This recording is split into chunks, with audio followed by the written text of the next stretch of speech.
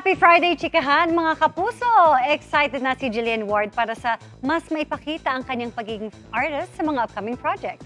Pero ang artistry niya na sa Never Say Die, very authentic at may mga eksena pang impromptu. Ichichika yan sa atin ni Nelson Canlas. Muna ka po muna. Isa-isa lang po, Nay. Raw ang reaction ni Jillian Ward sa maraming eksena sa Never Say Die.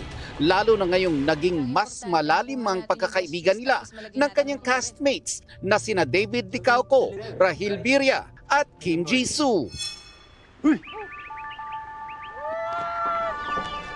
Kailan lang napanood ang eksenang tumabo ng kilig sa fans ng serye kung saan nagkatulakan sina Jill at David sa swimming pool.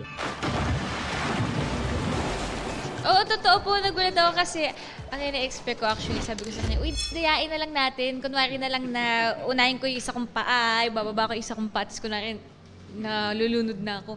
Hindi, ginawa niya po talaga. Dinamay niya ako doon sa pagtalon niya. Sa mga bagay na natutuwa ako sa show. Kasi most of the scenes, may pagka-impromptu, talagang biglaan lang, mas natural. Hindi lang daw kilig ang dapat abangan sa serye dahil marami pang plot twists ang ikagugulat ng kapuso viewers ng Never Say Die. Siyempre, sobrang dahil pa po mangyayari. Abangan nila kung ano mangyayari kay Joey at sa pamilya niya.